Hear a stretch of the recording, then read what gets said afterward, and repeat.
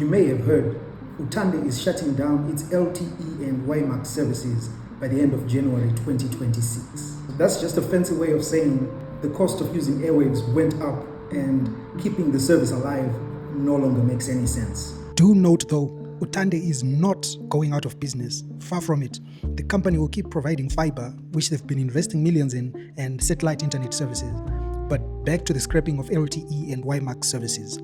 It all goes back to a 2021 law which changed how internet providers are licensed. Under that SI, ISPs like Utande have to switch to something called a Unified Telecommunications License. But the catch is, if you offer anything wireless like LTE, you now need to pay a separate radio frequency spectrum license fee every year. And those LTE frequencies are classed as high demand, which means they attract very high annual fees. So even though the regulation came in 2021, some ISPs were still on their old licenses.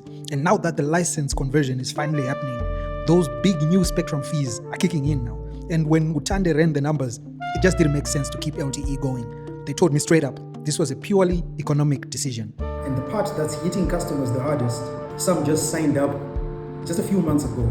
Like one guy who talked to us who said he joined like 3 months ago and paid like $300 for the kit and the installation. And now the service is discontinued and they just stuck with that equipment that they bought for no reason at all.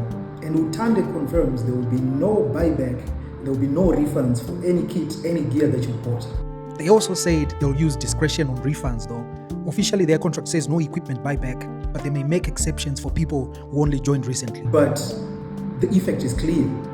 As an established ISP is scaling back service. They wouldn't say how many customers are affected though. And if a company like Utande cannot make LTE work, then what about the smaller, more exciting, guys trying to do LTE in Zimbabwe?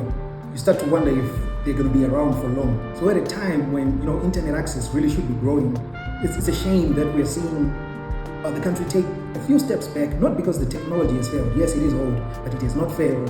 But we're going back because of the regulatory environment, because of the economic environment. So yes, LTE might be old, but the real story here are the costs, the high cost of doing business in the country, the red tape, and just the decisions that keep choking businesses. Anyway, what do you think?